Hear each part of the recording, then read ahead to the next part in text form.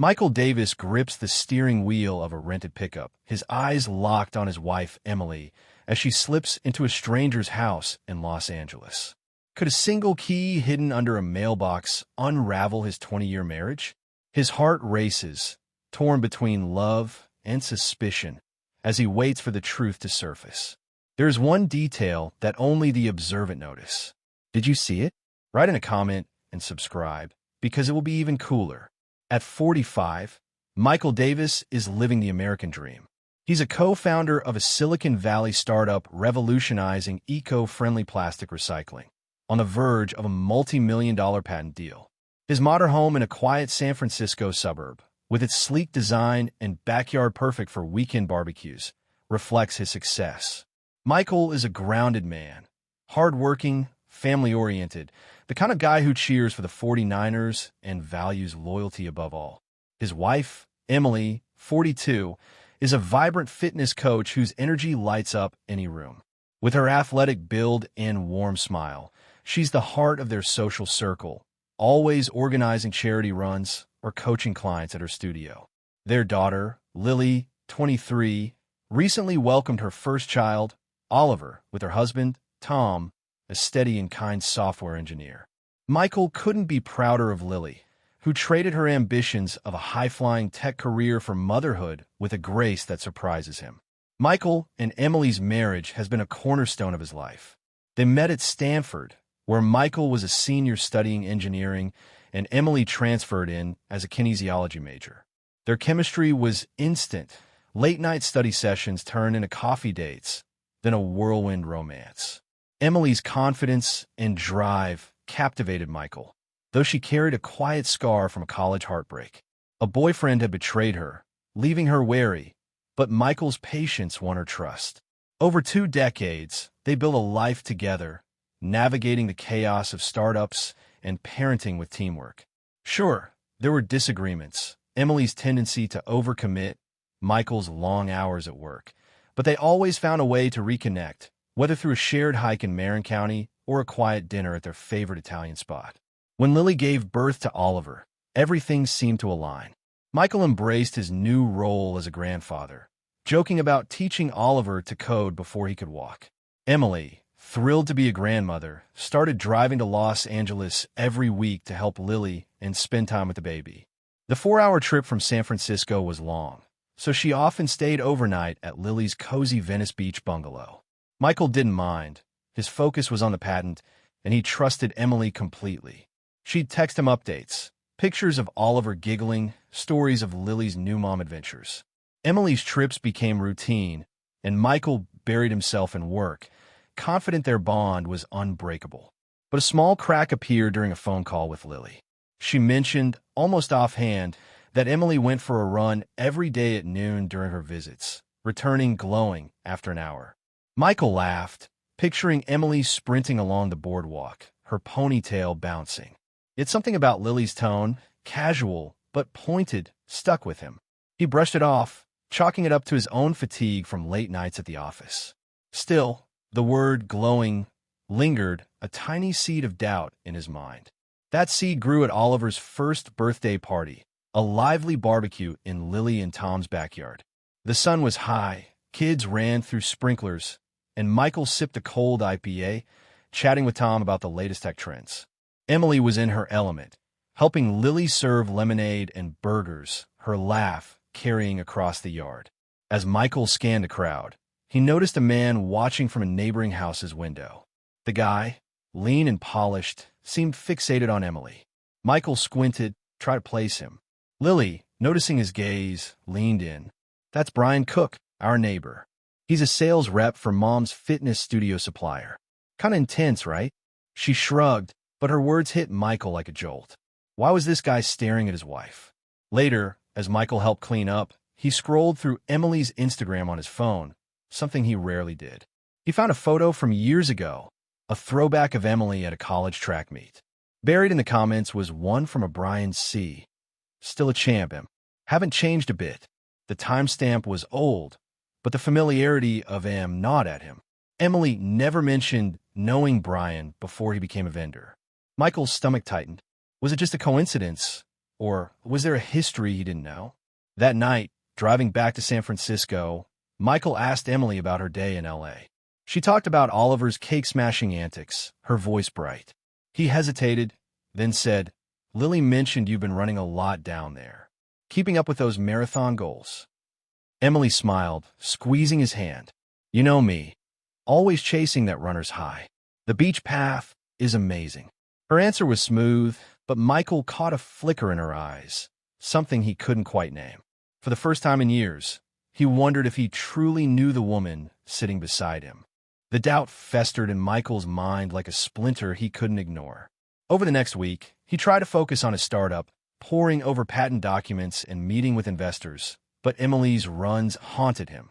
He replayed Lily's words, the image of Brian Cook's stare, that old Instagram comment. Was he being paranoid, or was something off? Michael had always trusted Emily's loyalty, but the pieces didn't add up. He needed answers, but confronting her without proof felt like a betrayal of their bond. One evening, alone in their San Francisco home, Michael opened his laptop and dug deeper. He searched Brian Cook's name, finding a LinkedIn profile confirming he was a regional sales manager for a sports equipment company that supplied Emily's fitness studio. His profile photo showed a confident man in a tailored blazer, the kind of guy who thrived on charm. Michael cross-checked Brian's social media, discovering a few public posts on Facebook.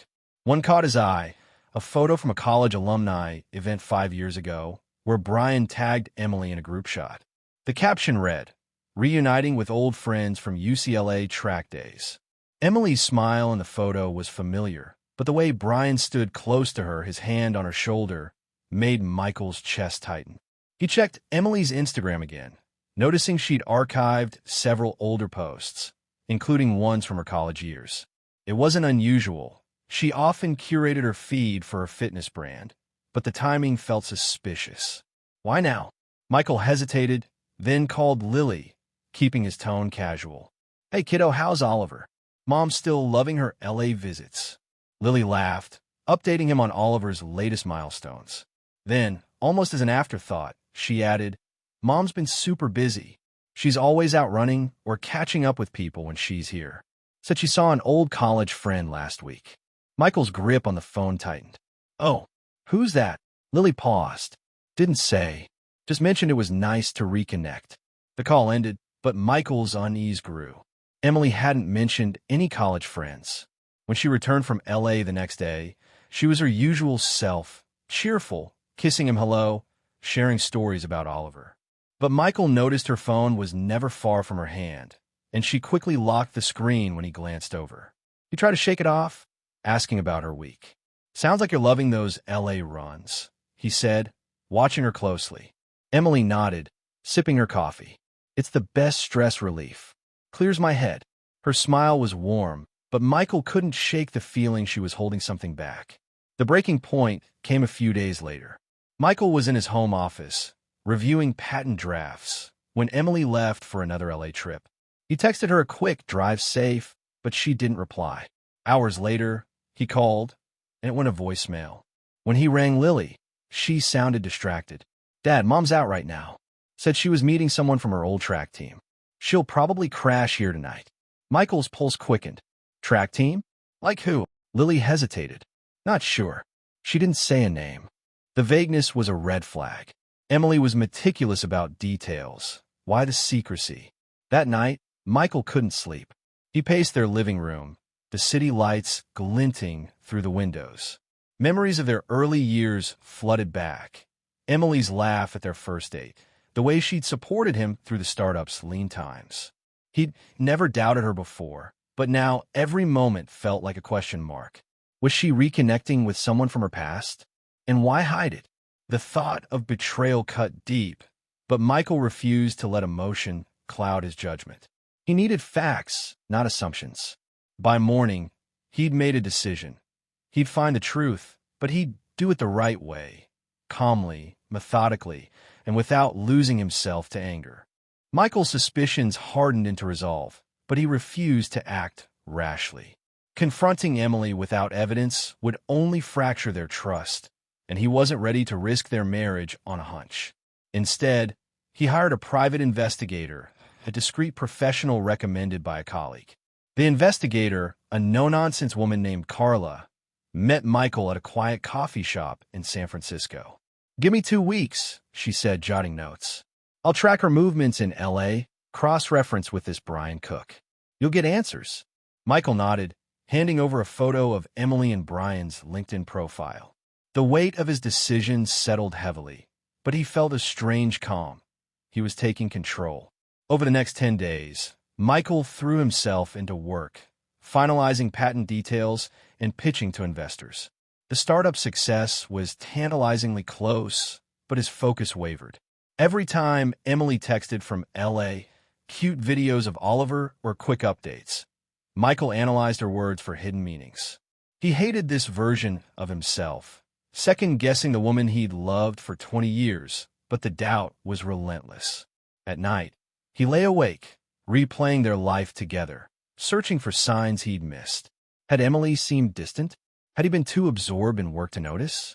Carla's report arrived sooner than expected. She emailed an encrypted file, and Michael opened it in his office, his heart pounding. The findings were clinical but devastating.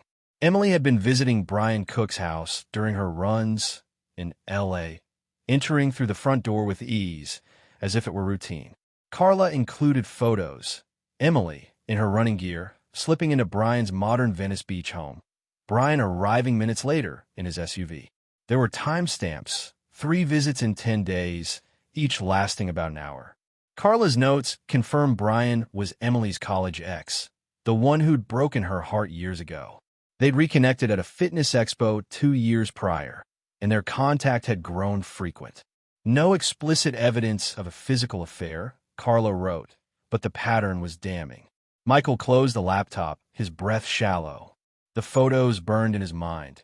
Emily, so familiar, yet a stranger in those moments. He remembered her college heartbreak, how she confided in him about the betrayal that left her guarded. Why would she return to that man? Was it nostalgia, loneliness, or something deeper? The questions tore at him, but worse was the realization that Lily might be caught in the fallout. He couldn't let his daughter's trust in her mother shatter without a plan. He called Lily, keeping his voice steady. "Hey, how's Mom doing down there? Still running every day?" Lily's tone was light. "Yeah, she's obsessed with that beach path. Says it's her escape." "Why, you planning a surprise visit?" Michael forced a laugh. "Maybe. Just checking in." The call confirmed Lily was unaware, and Michael vowed to shield her until he had clarity. He wasn't just fighting for his marriage. He was protecting his family. The next day, Emily returned home, her usual energy filling the house. She hugged Michael, chatting about Oliver's latest words, but he felt a wall between them. He noticed the necklace she wore, a silver pendant he'd given her for their 15th anniversary. It gleamed against her collarbone, a symbol of their shared history, now tainted by her secrecy. "You seem quiet," Emily said, tilting her head. "Everything okay at work?" Michael nodded, his smile tight. "Just a lot on my mind." He couldn't confront her yet, not without a strategy. The truth was close, but he needed to face it on his terms, preserving his dignity and their daughter's heart. Michael stood at a crossroads, the investigator's report a heavy weight in his mind. Anger surged. Emily's betrayal cut deeper than he'd imagined, but a louder voice urged restraint. He pictured confronting her, words sharp with hurt, only to see their family unravel. "No," he thought, "I'm stronger than that." His father's words echoed. "Real strength is keeping your head when everything falls apart." Michael chose control over chaos, determined to seek justice without losing himself. He contacted a divorce attorney, a sharp professional named Rachel, known for protecting clients in high-stakes cases. In her sleek San Francisco office, Michael laid out the evidence: Carla's photos, Brian's history with Emily, the pattern of deception. Rachel listened, her expression calm but focused. "We can shield your startup assets, especially the patent," she said. "But you need to decide how to proceed, quietly or with confrontation." Michael leaned back, his jaw tight. "I want to face her, but not with anger. I need her to know I'm not broken." Rachel nodded, drafting papers to secure his financial future while advising him to stay composed. At home, Michael wrestled with his emotions. He saw Emily in their kitchen, humming as she prepped dinner, and felt a pang of love mixed with grief. How could she risk this life? Late at night, he journaled, pouring out his pain. The betrayal, the fear of losing Lily's respect, the temptation to lash out. But each entry ended with resolve. He'd rise above, not stoop to vengeance. He recalled a moment years ago when Emily supported him through a failed startup, her belief in him unwavering. That memory fueled his choice to act with dignity, not spite. Michael confided in Lily, careful to protect her. Over a video call, he shared just enough. Your mom's been spending time with someone from her past. I'm handling it, but I need you to trust me. Lily's eyes widened, her voice shaky. Dad, is it serious? Michael exhaled. I'll make sure we're okay. Just keep being the amazing mom you are. Lily nodded, her worry evident, but Michael felt stronger for shielding her from the full truth. He prepared for the inevitable. Rachel finalized the divorce papers, ensuring the patent's profits would be protected through an offshore trust. Michael canceled joint credit cards, leaving Emily one with a reduced limit, and moved personal savings to a separate account, all quietly, to avoid tipping her off. Each step was a brick in the wall he built around his heart, not to shut Emily out, but to protect what remained of his life. As the days passed, Michael found clarity in routine. He ran along the Bay Trail, the rhythm of his steps grounding him. He mentored young engineers at his startup, their ambition reminding him of his own drive. These moments weren't just distractions. They were proof he could rebuild. He wasn't just a betrayed husband. He was a father, a leader, a man with purpose. The pain didn't vanish, but it sharpened his focus. Emily's choices couldn't define him. When Emily left for her next LA trip, Michael felt ready. He rented a pickup, packed the divorce papers, and drove to Los Angeles, his mind clear. He wasn't chasing revenge. He was reclaiming his truth. Whatever happened next, he'd face it with the strength he'd honed over weeks of reflection, ensuring his family's future and his own peace. Michael parked the pickup a block from Brian Cook's Venice Beach house, the divorce papers in a manila envelope on the passenger seat. His pulse was steady, his resolve ironclad. At 11:50, Emily appeared, jogging down the street in her running gear, her movements familiar yet distant. She paused at Brian's door, glanced around, and entered with a key from her pocket. Michael's chest tightened, but he exhaled, grounding himself. Minutes later, Brian's SUV pulled into the driveway, and he disappeared inside. Michael grabbed the envelope and stepped out, each step deliberate. He rang the doorbell, standing tall. Brian answered, his face shifting from confusion to unease. Who are you? He asked, his tone sharp. Michael kept his voice even. I'm Emily's husband. Please ask her to come to the door. Brian hesitated, then tried to close the door, but Michael held it open with a firm hand, staying calm. Emily, it's me, he called. She appeared moments later, her running clothes slightly disheveled, her eyes wide with shock. Michael? What's going on? Her voice trembled, but Michael didn't waver. This isn't about questions, Emily, he said, handing her the envelope. These are divorce papers. Read them. Contact my lawyer. I know about Brian, about the lies. He paused, letting the weight settle. I deserve better. Emily's hand shook as she took the envelope, her gaze darting to the street, where Lily stood by her car, watching. Lily's face was pale, her voice soft but piercing. Mom, why? Emily's eyes filled with tears, but she said nothing. Michael turned to Lily. Let's go, sweetheart. Back at Lily's house, Michael sat with her and Tom, explaining only what was necessary. Lily's hurt was raw. She felt betrayed, not just for Michael, but for herself. I thought she was here for us, she whispered. Michael hugged her, promising they'd navigate this together. He stayed the night, playing with Oliver to keep things normal for his grandson. The next day, he drove back to San Francisco, the city's fog mirroring his mood, but not his clarity. Emily's world unraveled quickly. Brian distanced himself, blaming her when his company lost the fitness studio contract after word spread among industry contacts. She moved in with a cousin in LA, grappling with her choices. Michael didn't dwell on her fate. He focused forward. His attorney finalized the divorce within months, securing the patent profits in a trust. Emily received a fair share of their joint assets, but nothing from the startup's windfall. Michael sold the San Francisco house, buying a smaller place in San Diego, closer to Lily and Oliver. A year later, Michael's life had transformed. The patent deal closed, netting millions, and he launched a mentorship program for young entrepreneurs, channeling his success into helping others.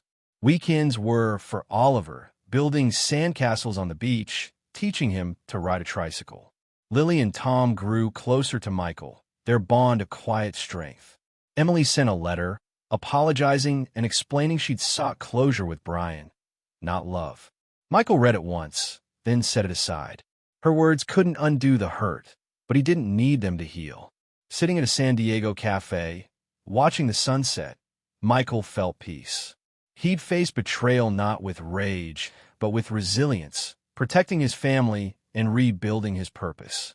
Life wasn't perfect, scars remained, but he'd learned that true victory was moving forward, not looking back. As he sipped his coffee, he smiled, knowing he'd turned pain into possibility, a lesson he'd pass on to Oliver one day.